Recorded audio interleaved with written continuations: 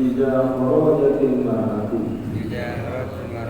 ilal masjidi hal tattasil minat thayyibi kama tattasilu minal janabati.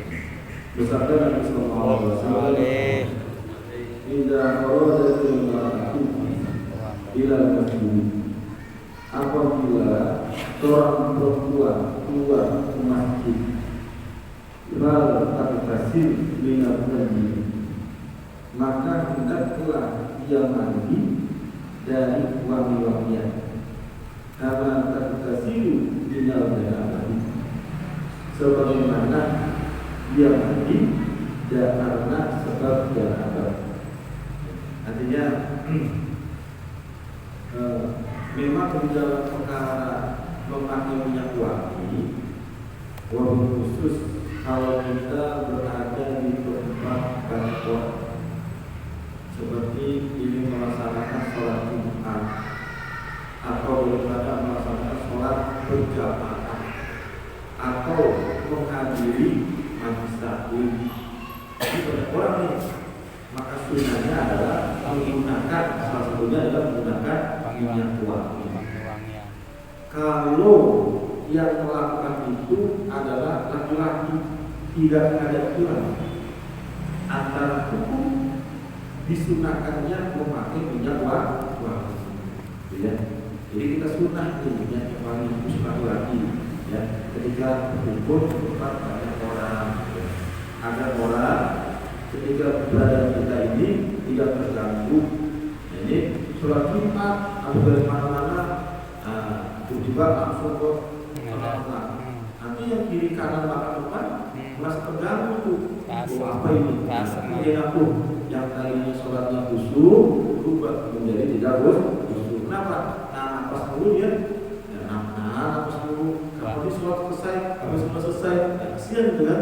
Hanya sunnah menggunakan minyak wangi, ya. Ya, apapun mereknya, kemudian minyak wangi. Nah, berbeda dengan seorang perempuan. Nah, seorang perempuan memang dia, ya, ada pula di dalam memakai minyak wangi, ya. Terutama kalau di situ banyak berkumpul orang laki-laki, ya. Kalau seorang perempuan memakai wangi sengaja menuju ke tempat orang laki-laki sudah berkumpul, nah ini hukumnya ada yang mengatakan bahwa nggak boleh, ya. Dalam hadis Nabi saya mengatakan, dia bersabda, wanita siapa saja yang memakai wangi-wangian lalu dia lewat di depan suatu kaum, ya, berkumpul laki-laki, kemudian, ya, mereka mencium bau wangi-wangian dari perempuan tersebut, maka dia adalah berzina. Dikatakan sebagai berzina. Artinya tidak boleh perempuan sengaja mengenyak wangi dengan tujuan apa tadi? Kecium bau minyak wangi kepada sekumpulan orang laki-laki. Maka kalau perempuan mau ke masjid, memang seharusnya sudah bermudah pakai minyak wangi. Bagaimana untuk menghilangkan baunya? Pakai minyak yang sekiranya hanya menghilangkan bau badannya saja, tapi wanginya juga menyebar. Berbeda dengan laki-laki, sengaja disebarin wanginya. Kenapa? Karena kalau perempuan pakai minyak wangi kemudian kecium sama laki-laki, maka akan timbul yang namanya hasrat, hawa nafsu, syahwat, maka akan menimbulkan perbuatan yang namanya perzinahan. Tidak boleh jadinya, ya. Beda laki-laki, karena laki-laki kan yang biasanya yang memulai perbuatan tersebut. Nah, meskipun dia laki-laki punya wangi, perempuan meskipun ada nafsunya, tapi kalau laki yang tidak mau melakukannya, tidak akan terjadi namanya perbuatan zina. Tapi kalau perempuan yang memulai, itu bisa berbuat zina, ya.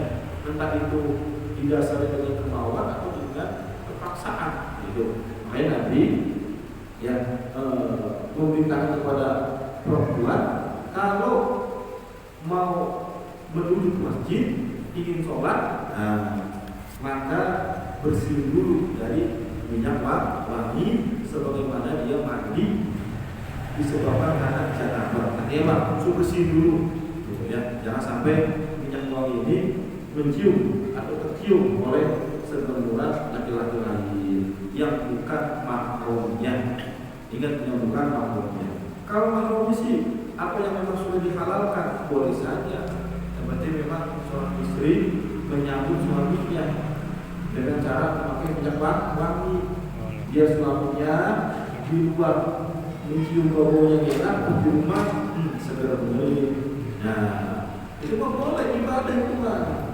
Makanya kita sedia minyak wangi apa khusus buat di rumah saja deh. Kalau di luar udah pakai yang sekiranya deodoran aja deodoran, ya, yang menghilangkan baunya. Tapi kalau yang berlebihan minyak wangi, suruh badan disemprot minyak wangi, ini kemudian ada mengatakan kalau itu nggak boleh, ya. Sudah karena menimbulkan yang namanya persinggahan. Ini mengundang, ya, memang beda Pak, ya. Karena kalau perempuan wanginya enak, beda. Sama perempuan yang ya tidak menimbulkan wangi. Gitu. Makanya kalau beristri lebih baik pakai minyak wanginya di rumah, atau khusus di kamar. Oh iya, dia suami berkata ini mah kondangan. Satu botol habis minyak wangi di rumah mau berburu minyak wangi. Pakai balsam dulu, minyak wangi, minyak angin dulu ya. Kebalikan kadang-kadang ya. Padahal untuk menciptakan keluarga yang harmonis, ya dimulai daripada apa yang ada di rumah. Ya itu salah satu sebabnya Pak. Ya istrinya dia kelihatan menarik. Karena kan suami kalau dia keluar kerja dari rumah kerja, itu kan bertemu dengan banyak orang. Kalau di rumahnya dia lihat ini apa dia, apa, ketek misalnya. Ketika dia di luar bekerja, bertemu dengan teman kerjanya, wangi enak, maka akan timbul yang namanya perselingkuhan lagi itu. Dan juga tidak menciptakan keluarga yang sakinah mawaddah warahmah. Istri kita ajari ya. Jadi ya, jangan kondangan doang, wangi banyak. Ya, pas suaminya di rumah ya. Dia pernah pakai minyak wangi. Itu kalau kita mencari pahala situ tuh benar sama ya. Ini kalau kita kan ya sesuai dengan nafsu kita, sesuai dengan pikiran sendiri. Ya, karena salah penempatannya. Bukan mendapatkan pahala, bisa-bisa menjadi dosa. Ya, jadi Nabi dan kita. Kemudian Rasulullah SAW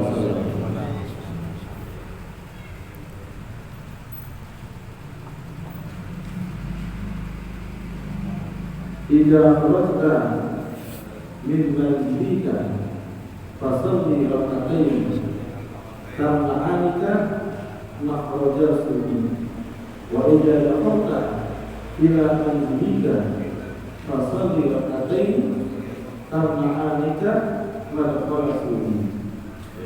Bersabda Nabi sallallahu alaihi wasallam, "Idza kharajta min manzilika," apabila engkau keluar dari rumahmu, fasalli rak'atayn, maka sholatlah 2 rakaat. Karena anda makhluk sunnah. Keduanya menghalangimu ke jalan keluar yang jelek. Wa idza dakhalta ila manzilika, dan apabila kau masuk ke dalam rumahmu, fasalli rak'atayn, maka hendaklah sholat 2 rakaat. Karena anika madkhala sunnah, maka keduanya menghalangimu ke jalan, artinya ke jalan masuknya yang jelek. Ya, artinya di dalam kitab yang kedua ini kita disunahkan untuk melaksanakan sholat 2 rakaat. Ya, ketika kita ingin berpergian atau keluar dari rumah. Kalau bepergian jauh ada namanya sholat safar, sholat sunnah safar. Tapi kalau kita bepergian yang dekat-dekat seperti kita kerja misalnya dari sini ke Jakarta, ke kantor, itu dekat, artinya bukan kategori itu satu bukan. Ya. Apakah tetap disunahkan sholat sunnah? Tetap disunahkan sholat sunnah. Bahkan di sini bukan hanya dikhususkan dalam sholat sunnah. Kalau kita sudah mengadakan sholat fardu cukup. Seperti kita mau kerja habis sholat subuh, maka sebelum kita kerja sholat subuh dulu di rumah. Nah, maka itu dianggap cukup, ya, memenuhi daripada sunnah melaksanakan sholat 2 rakaat. Ya, apalagi kalau kita khususkan di dalam sholat sunnah mutlak jadi namanya sholat mutlak, maka boleh saja. Ya. Nah, itu lebih bagus. Maka tidak ada apa-apa kalau kita masa sholat sunnah ketika kita keluar dari rumah, maka itu menghalangi ketika kita berada di luar perkara-perkara jelek menghampiri diri kita. Nanti kita mendapatkan perlindungan dari Allah Subhanahu wa Ta'ala. Karena kita tidak tahu perkara jelek yang di luar apa saja nanti yang menimpa kita. Karena kita memang tidak tahu, maka minta perlindungan dari Allah Subhanahu wa Ta'ala. Ya, dengan cara itu membacakan sholat, mau itu sholat wajib ataupun sholat sunnah. Ya, jadi jangan lupa tuh mengadakan sholat. Artinya sebelum kita keluar rumah kita ibadah, berdoa, minta pertolongan Allah Subhanahu wa Ta'ala agar dilindungi dari perkara yang jelek-jeleknya. Ya, kita namanya musibah kita nggak tahu. Ya, mudah-mudahan kita semuanya kalau keluar dari rumah diselamatkan daripada perkara yang jelek atau dengan musibah. Ya. Begitu juga kalau kita masuk ke dalam rumah, pulang yang balik pulang, maka kita disunahkan melaksanakan daripada sholat 2 rakaat lagi. Kenapa? Karena agar berhalang yang namanya kejelekan dari rumah. Karena kita dari luar kadang-kadang membawa perkara yang buruk, entah buat diri kita, buat istri ataupun buat anak.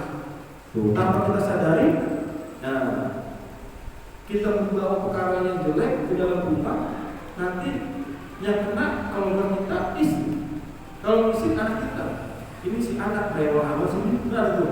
Kalau kita pulang malam, kita punya anak kecil, ini anak nangis dulu, biasanya nangis. Ternyata kita apa? Ketempelan misalnya. Ada yang ngikutin katanya. Ada yang ngikutin. Ya. Benar, itu ngajarin tuh ya. Biar perkara yang jelek kita masuk ke rumah, sholat. Cuma memang sholatnya tidak disunahkan pohiyah, disegerakan. Entar-entaran juga boleh. Seperti ini kita pulang haji, pulang ke rumah. Sebelum apa harus sholat, silakan mau sholat bang. Tapi kalau mau tetap boleh nggak? Boleh. Entar apa yang tidur, mau sholat 2 rakaat atau sholat sunnah witir misalnya. Nah itu lebih bagus ya. Nah, kejelekan yang dari luar tertolak dari haram. Ya, yang tadi masuk buat lagi gitu. Gara-gara kita melaksanakan ibadah sholat. Dari sholat wajib sholat wajib ataupun sholat sunnah itu yang disarankan ya. Artinya bukan harus melaksanakan sholat sunnah saja, sholat wajib juga nggak masalah. Jadi kalau kita mau kerja sholat subuh dulu baru melaksanakan kerja itu ini. Karena dari kejelekan dari luar atau kita nanti melakukan perbuatan di luar kejelekan ini bisa terhalang gara-gara kita tadi melaksanakan sholat 2 rakaat terlebih dahulu. Itu minimal sholat 2 rakaat. Ya. Kalau tadi itu sholat wajib juga, sholat yang lain juga. Bagaimana kita mau sholat? Sudah sholat mutlak. Ya. Gimana itu? Kalau berhubungan dengan sholat mutlak, jangan bertepatan di waktu yang diharamkan. Ya, para itu sudah dibahas dalam bab-babnya bahwa ada waktu-waktu yang diharamkan melaksanakan sholat sunnah, sholat sunnah mutlak ataupun daripada sholat sunnah yang sebabnya mutaakhir.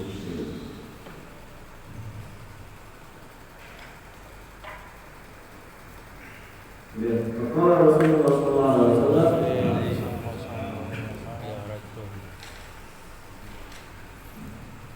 idza kharajtum min buyutikum bil laili fa'atliqu abwabaha. Bersabda Nabi SAW, idza kharajtum min buyutikum, apabila kalian keluar dari rumah kalian bil laili di malam hari, fa'atliqu abwabaha, maka tutuplah pintu-pintu kalian, ya, pintu-pintu rumah. Ya, artinya Nabi berpesan kepada kita, kalau kita keluar di malam hari, maka jangan lupa tutup pintu. Ya, tutup pintu. Bahkan kalau sudah waktu maghrib, memang disunahkan tutup pintu. Karena waktu tersebut yang dimana makhluk selain manusia itu, ya, kan ada di makhluk selain kita, siapa itu? Jin. Ya. Maka itu waktu mereka untuk keluar. Kalau bisa anak kecil juga semuanya masuk rumah, pintu jendela terbuka, tutupin, biar mereka tidak bisa masuk. Makanya anak kecil kalau main keluar maghrib, kalau zaman dulu sehingga hilang, karena memang mereka waktunya buat keluar. Kita disuruh masuk. Nanti kita disuruh maghrib baru keluar lagi tuh untuk menuju ke masjid.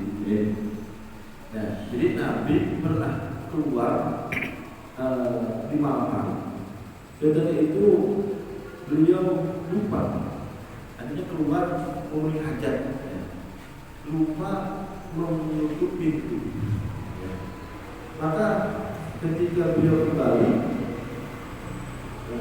ternyata di dalam rumah beliau ada iblis yang lagi dekat di situ, lagi duduk di situ. Maka beliau sangat heran, iblis lagi berdiri di rumahnya, ya, langsung diusir akan daripada keberadaan iblis. Ya kalau bisa min baiti, saya ya iblis min baiti. Artinya saya terus berputus. Keluarlah wahai orang-orang makhluk terkutuk dari rumahku. Iblis karena sadar keberadaan Nabi Muhammad langsung kabur dari rumah Nabi Muhammad. Kalau kita bisa nggak seperti itu? Mas, iblis ada di dalam rumah kita atau setan ada di dalam. Bikin tambah. Iya, maka bahkan kita disunahkan ketika menutup pintu itu dengan mengucapkan kalimat Bismillahirrahmanirrahim. Bismillahirrahmanirrahim. Nah, maka setan tidak bisa tuh membuka pintu kita. Ya, lagi tutup pintu, jangan lupa kalimat kita ucapkan Bismillahirrahmanirrahim. Bismillahirrahmanirrahim. Tuh, diajari sama Nabi. Biar apa? Setan tidak bisa masuk ke dalam rumah kita. Tuh, jadi kalau keberadaan setan terus berusaha pada rumah kita, ini bisa mengganggu kehidupan kita nih. Dan itu berarti misalnya itu erat, buka sendiri, kiri, ada bunyi sendiri, bisa bekerja itu. Kalau bukan jin, ya hanya untuk menghilangkan mereka ya itu dari rumah kita kalau malam tutupin. Ya kalau kita keluar dari rumah tutupin juga. Ya jangan lupa mengucapkan kalimat Bismillahirrahmanirrahim. Karena kalau kita masuk ke dalam rumah, jangan lupa mengucapkan Assalamualaikum warahmatullahi wabarakatuh. Meskipun rumah kita tidak ada orangnya, kita sendiri masuk rumah sepi dan orang, tetap disunahkan mengucapkan Assalamualaikum warahmatullahi wabarakatuh. Bahkan kita punya ruangan kosong-kosong kayak gudang-gudang atau yang dari depan kamar, kita masuk ucapkan kalimat Assalamualaikum warahmatullahi wabarakatuh. Apa tujuannya? Salah satunya biar setan tahu bahwa ini tempat ada tempat siapa manusia. Karena kalau ruangan kosong lama-lama, maka mereka bisa menempati ya di dalam ruangan tersebut. Tuh ya. Jadi memang disarankan kalau kita punya ruang kosong, sering masuk situ, ucapan kalimat Assalamualaikum warahmatullahi wabarakatuh. Nanti mereka udah betah tuh kampus sendiri. Tuh ya. Makanya kalau ruang kosong itu banyak bunyinya. Yang pengemudi kalau baik maksudnya. Tapi kalau rumah kita ada orangnya, mereka lama-lama yang dari tempat ini bisa keluar tuh. Ya. Jadi Ya, yang namanya kehidupan kita sebagai makhluk itu kan Allah menciptakan dua kita doang, ya, jin dan manusia, jin dan manusia. Berarti apa? Ada makhluk selain kita, ya, yang tidak kelihatan oleh mata panjang kita. Maka Nabi beritahu yang daripada kepada mereka, bahwa kita ini tidak terganggu dengan kepada mereka juga, ya. Dan mereka tahu bahwa kita ini ada di sini, mereka tidak bisa keluar. Artinya tempat yang dibuat oleh manusia, ya. Jadi pesan Nabi akan daripada kalau kita keluar dari rumah di malam hari, maka tutup pintu, kemudian jangan lupa membaca tasmiyah Bismillahirrahmanirrahim, termasukkan oleh manusia yang jahat. Orang kalau maling di rumah gak ada niat maling, ketika dia melewati rumah kebuka pintunya, waduh, ini ada barang buku, ada HP, ada ini, itu tuh dia untuk melakukan dicuri, jadi maling itu. Kenapa? Ada kesempatan. Atau gara-garanya pintunya terbuka, jendela terbuka, jadi dia mau bisa mengambil anak daripada orang tersebut. Coba kalau kita tutup, ya, meskipun dia memang jahat, tapi kalau memang tidak ada kesempatan untuk bisa mencuri, maka dia bisa ya dinyatakan. Tapi lebih condong kepada makhluk yang tidak akan mengenal, ya, setan-setan gitu, jin-jin. Wallahu a'lam bishawab. Kalau kita dengan istiqomah dalam kehidupan ini, dengan siapa yang menjadikannya umum, yang bisa ada sesuatu yang